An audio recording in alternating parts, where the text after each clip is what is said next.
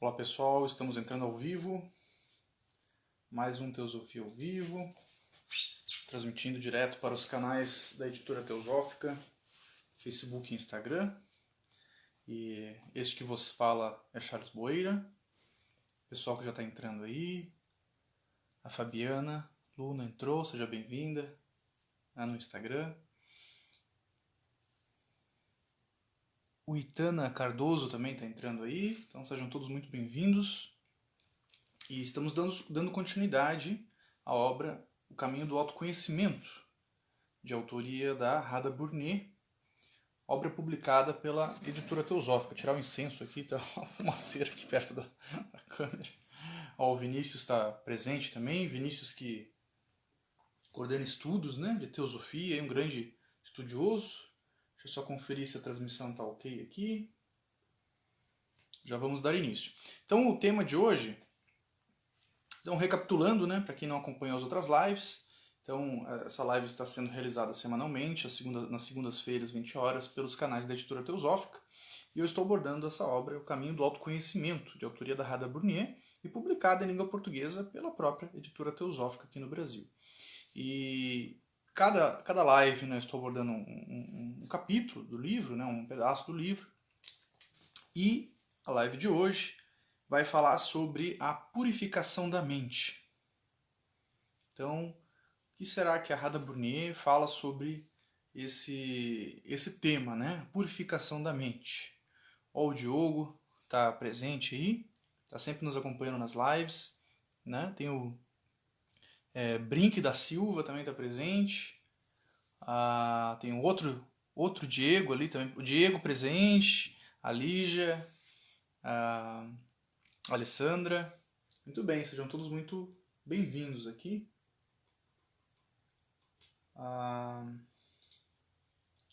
Conferir aqui se a transmissão está certinha, mas acredito que sim.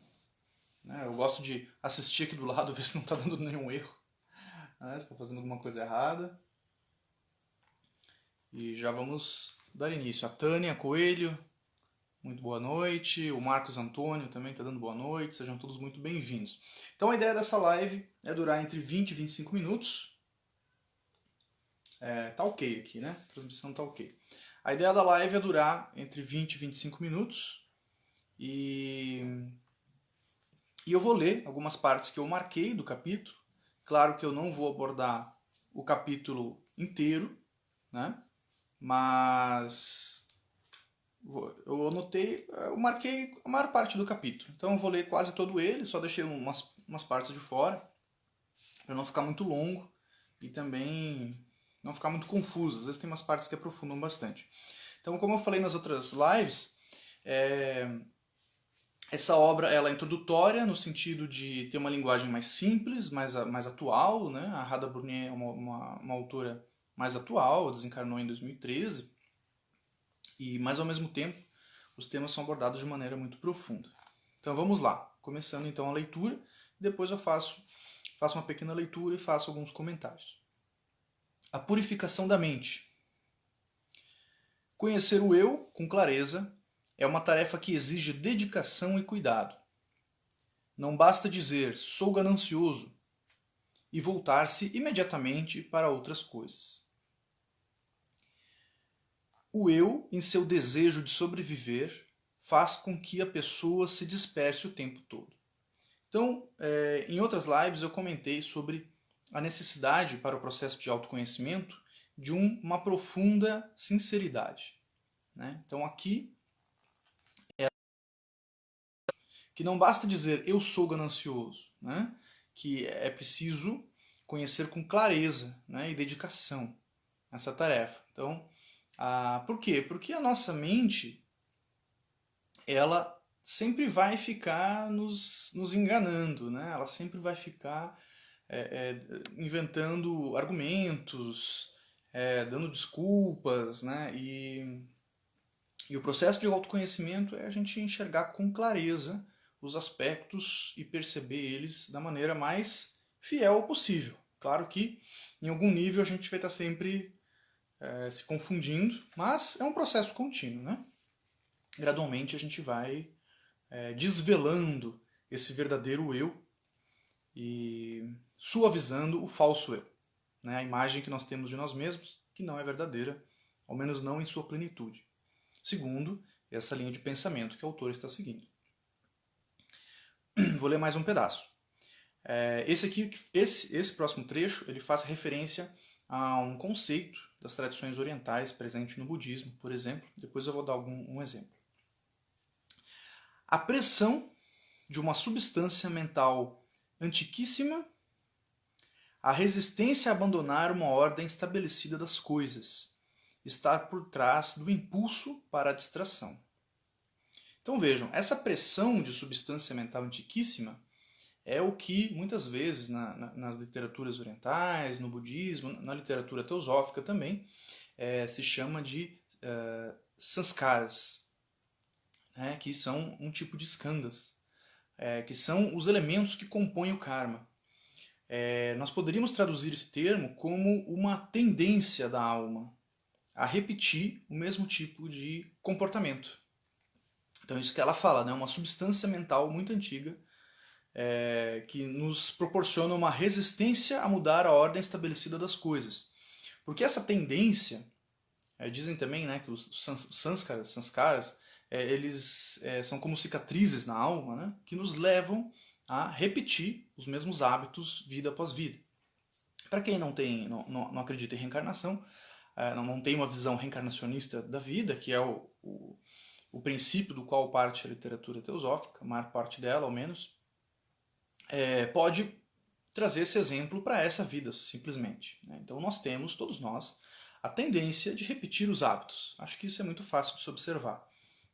É muito difícil, a pessoa está acostumada a se alimentar do mesmo jeito, levantar no mesmo horário, tem as suas manias, tem seus vícios, né? Enfim, todos os tipos de vícios, né? Vícios tanto mentais, quanto emocionais, quanto químicos, de alimentação e etc. Todas essas tendências que nós temos, elas geralmente se repetem naturalmente. Então nós temos que, como faz para quebrar esse ciclo? Se auto-observando primeiro, observando, percebendo o ciclo, percebendo essa repetição, percebendo essa rotina, essa tendência de fazer as coisas sempre como sempre foram feitas, da mesma maneira. E posteriormente você tem que... a fumaceira aqui. E posteriormente você tem que quebrar esse ciclo, né? Então você tem que fazer um esforço para quebrar esse ciclo. Então o esforço parte sempre da gente. No final a Radha Brunner vai deixar isso bem claro, né? Continuando. A fim de olhar firme e claramente para dentro de si e não fugir aos fatos. Então, novamente, aquela sinceridade. A gente tem que olhar firme e claramente para dentro de si e não fugir aos fatos. Não se enganar. É preciso que tenha havido antes um período suficiente de contemplação para que surja a firme convicção de que não existe solução para o problema humano a não ser através da purificação da mente. Então percebam que o problema da humanidade, eu costumo dizer, ao menos, né, a minha interpretação, é o próprio ser humano. Né? Qual que é o problema no planeta hoje? Né? Será que são os animais, os vegetais, os minerais? Provavelmente são os seres humanos. E esse problema começa na nossa mente. Né? Porque a nossa mente é o gatilho para as nossas ações.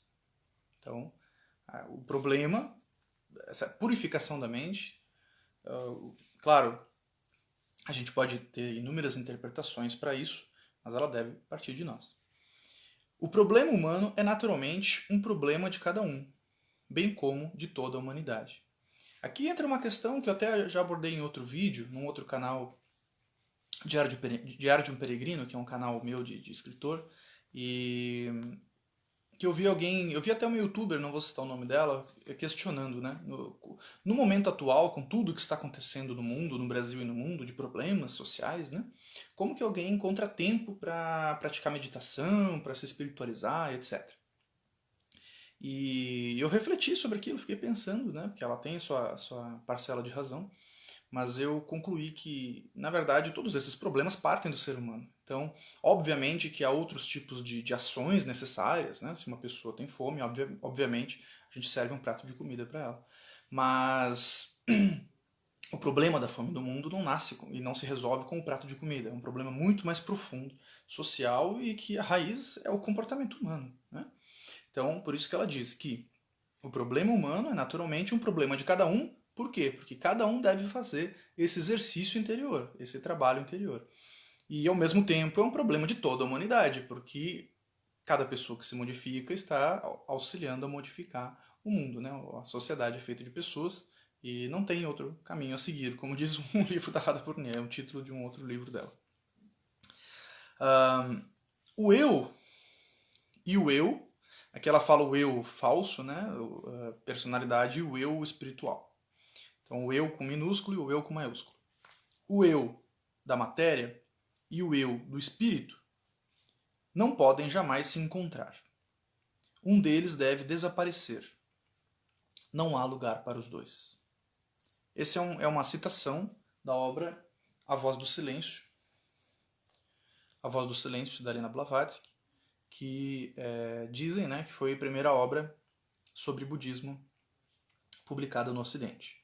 Então é reconhecida como autêntica, um conhecimento autêntico do budismo.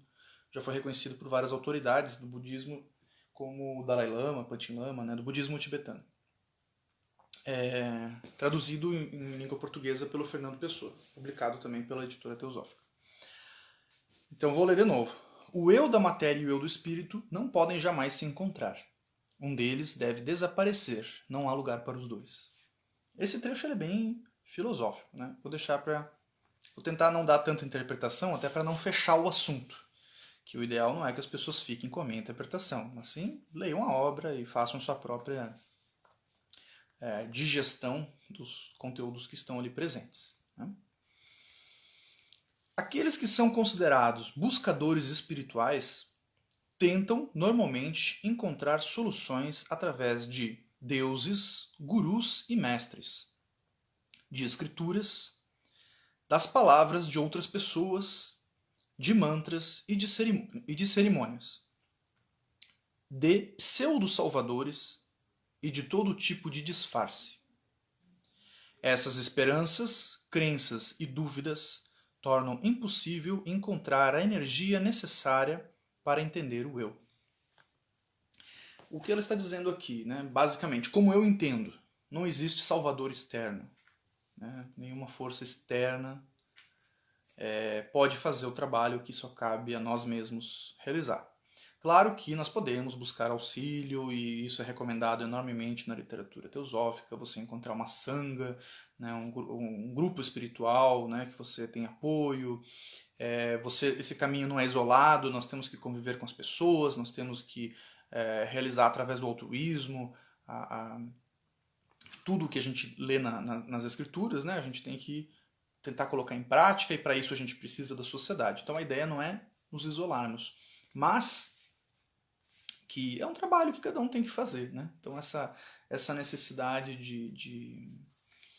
e aqui ela apresenta, né, então, que essa questão da autoobservação é profundamente necessária. Então ninguém vai nos dar aquilo que a gente não conquistar por conta própria. É um pouco essa a ideia. Portanto, é essencial pensar de forma lógica as questões básicas e os fatos da vida, e obter uma profunda convicção de que toda a nossa energia deve ser canalizada para a compreensão do eu.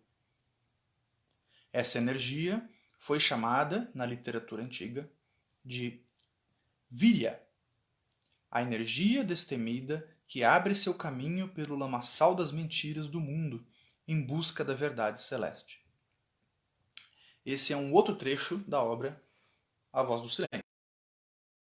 Então, essa é uma citação, né?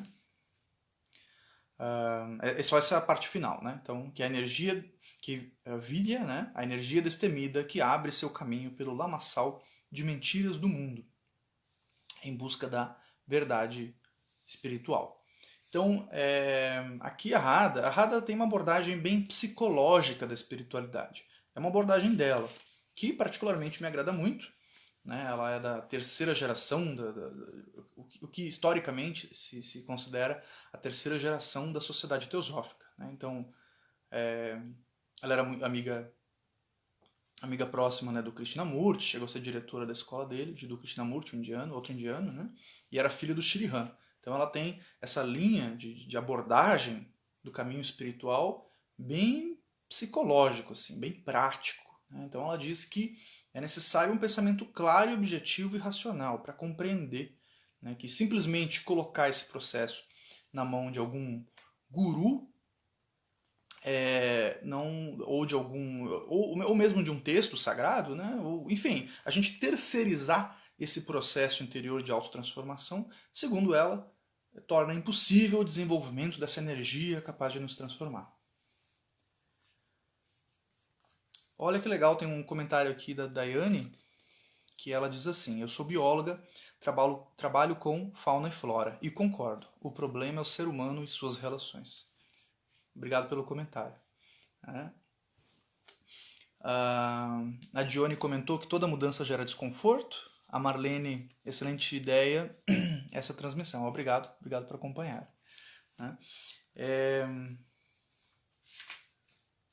Continuando, falando agora então sobre essa energia capaz de nos transformar, né? Ou que na tradição antiga se chama de virya. Quando essa energia surge da ausência de dúvida sobre o trabalho a ser feito, então é possível encarar sem distrações os movimentos. Essa forma de olhar, sem distrações, desculpas ou tentativas de fuga, é também um aspecto de dharana.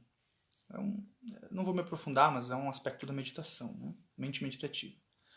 Ser capaz de meditar sobre o que há dentro de nós, sem distrações, faz parte do aprendizado necessário para não nos transformarmos no que não somos, pois esse tornar-se algo é a busca do mundo exterior. Aqui é algo bem interessante e que eu gosto muito das tradições orientais e que está muito bem explanado na literatura teosófica. Que essa ideia da yoga, da união, não é necessariamente alcançar algo, não é a conquista de algo. Não é chegar em algum lugar que já não estamos. Não é um acúmulo de algo, não é uma conquista, uma aquisição. É uma eliminação do que é desnecessário. Ou seja, do que é falso. Ela já vai falar basicamente nessas palavras sobre isso aqui no livro. Então, eu até já vi um monge budista dizer que não existe algo como uma iluminação. Né? Que isso é uma história de ninar que eles contam. Né? Ela é útil, ela ajuda, ela nos coloca em movimento, mas não é algo que se alcança, é simplesmente eliminar o que não é essencial. É algo que acontece, mas não é algo... Enfim, difícil explicar, né? Profundo demais. Eu vou continuar. Então, aí aqui ela complementa, né? Ela traz mais uma citação. Ela diz assim: o trabalho necessário para alcançar o conhecimento do eu não é fácil. É uma tarefa para uma vida toda. Então não é do dia da noite, não é do dia para a noite. A gente tem um tempo aí de processo, né? E daí tem uma citação aqui que é da poetisa inglesa Christina Rossetti. Essa poesia também está citada nas obras As Cartas dos Mahatmas. Tem uma carta, aqui eu tenho os 2 volumes, né, publicados em língua portuguesa no Brasil pela editora Teosófica. E tem essa citação em uma das cartas também. Não vou lembrar agora qual carta. Ah, carta 42, desculpa, está aqui na nota de rodapé. A estrada serpenteia subindo o tempo todo? Uma pergunta, né? A resposta: sim, até o final. A viagem leva o dia inteiro? E a resposta: desde a manhã até a noite, meu amigo. Estão falando, né? Que é um processo contínuo. É um processo contínuo de autoobservação, autoconhecimento e todo esse processo, né? Que estamos falando. É difícil dar nome para isso. Né? Aqui falando um pouquinho sobre nirvana. A palavra nirvana literalmente significa extinguir. A extinção de todas as ações do eu pequeno, é o caminho para esse grande desconhecido que é o Nirvana. Na terminologia da yoga, ele é descrito como o silenciar dos movimentos da mente, pois a mente é a criadora do pequeno eu, pessoal. Alcançar o Nirvana não é tornar-se algo, mas eliminar o egoísmo. A filosofia Vedanta assinala que Brahman, ou o verdadeiro ser, não pode ser encontrado através da busca nem da tentativa de adquirir algo, seja conhecimento ou qualquer outra coisa. Então, na linha do que eu estava comentando antes, né? Que não é uma aquisição, não é uma conquista, é uma eliminação do que é desnecessário, do que é falso, para que a nossa verdadeira natureza possa se manifestar. Uma vez eu conheci uma pessoa, claro que eu não vou citar o nome dela, né? Mas que ela tinha um objetivo nessa vida, que era atingir a iluminação nessa vida. Ela tinha esse objetivo, ela fazia de tudo. Meditava, fazia tudo o que tinha que fazer. Depois ela não conseguiu, aí ela teve uma reação, né? Ela se afastou de tudo que era espiritual na vida dela. É claro, são escolhas, né? Tudo ok. Mas um pensamento que me veio na época, quando essa pessoa tinha esse objetivo de se iluminar, é que o desejo da iluminação seria talvez o maior obstáculo para atingir, né? Porque esse desejo ele é um obstáculo, né? Ele já o fato de ter desejo nos afasta do caminho, né? Então, enfim, é complexo, mas ao mesmo tempo é simples, porque não precisa fazer nada especial, é só deixar a nossa verdadeira natureza se manifestar e parar de atrapalhar ela. Mas como é difícil isso, né? Brahman é encontrado através da negação, da rejeição de tudo que é falso. A falsidade se expressa nos movimentos da mente, que se baseiam na noção, limitada ou ampla, de sobrevivência e de segurança.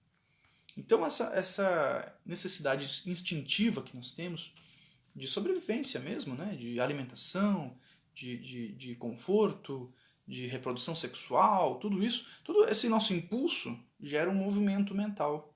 E esse movimento mental cria tudo que movimenta a sociedade humana, né? O desejo de ter as coisas, e daí a gente quer ter mais, porque o nosso instinto sempre diz, quanto mais melhor, né? Ah, quanto você quer de comida estocada no seu, na sua despensa, quanto mais melhor.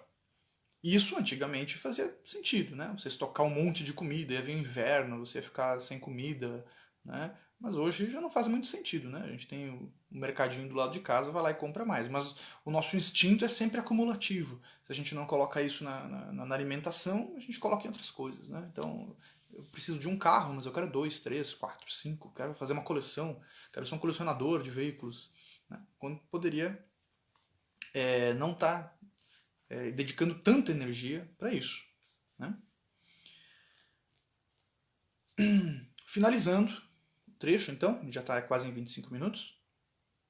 Uma vez que cada um tem que negar seu próprio pequeno eu e descobrir o grande não eu, o pode ser obtido por outra pessoa. Não pode ser alcançado através de informações obtidas em livros. Cada pessoa tem que fazer seu próprio trabalho e tem de fazê-lo diariamente. Então, por que nós estamos lendo um livro se não é possível alcançar pelo livro? O livro é um mapa, né? Então, a gente usa muito essa terminologia no meio teosófico, né? Que a literatura nos apresenta mapas, mas não nos dá a solução. Nenhum livro pode nos dar aquilo que nós não conquistarmos por nós mesmos. Grato por assistirem. Semana que vem eu estarei viajando, eu estarei no horário da live em Cataguases dando uma palestra sobre ocultismo versus artes ocultas, que é um capítulo da obra Ocultismo Prático. Então, se tiver alguém de Cataguases ou proximidade assistindo, estarei lá. Então, provavelmente a próxima live eu realize no domingo, onde eu também estarei em Cataguases, mas eu vou ter que verificar se eu vou ter Wi-Fi lá disponível, né? Então, como eu comentei na outra live, sexta-feira eu parto na caravana teosófica em direção a Teresópolis, junto com a Isis Rezende. Nós iremos passar por várias cidades, né? Belo Horizonte, Cataguases, Juiz de Fora, Niterói, Rio de Janeiro e Teresópolis. Acho que eu não esqueci de nenhuma. Então, nesses dias, então a partir da semana que vem, as próximas 3 semanas, eu vou ter que verificar onde que eu vou fazer a live e que dia eu vou fazer a live, se eu vou ter Wi-Fi disponível, né? E um local adequado para realizar a transmissão. Mas continuaremos, então temos só mais 4 capítulos desse livro para abordar, então são mais 4 lives e nós iremos encerrar. Todas as anteriores estão disponíveis no... O pessoal está perguntando onde nós estaremos no Rio de Janeiro. Nós estaremos na sede das lojas teosóficas do Rio de Janeiro. Eu não vou saber o endereço de cabeça agora, né? Eu estarei indo, inclusive, pela primeira vez para o Rio de Janeiro, não conheço o Rio de Janeiro, e haverá um seminário de 3 dias no Rio de Janeiro, na sede das lojas da Sociedade Teosófica. Pesquisando ali, né? Dá para ir no site da Sociedade Teosófica. A Lígia perguntando se as atividades da caravana estão disponíveis. Sim, estão nos. A gente está publicando, né, no Instagram da Sociedade Teosófica, então, e também na página do Facebook da Sociedade Teosófica, e também está no site da Sociedade Teosófica. Então entra lá tem os endereços, né, e tem os locais. No Rio de Janeiro será um seminário sobre os Yoga Sutras de Patanjali. Serão 3 dias, se eu não me engano, dia 16, 17. Não, 17, 18 e 19, se eu não me engano. Mas tem a programação completa no site e nos canais. Então, fica o convite, quem puder participar, e seguimos juntos nesse aprendizado. Até a próxima.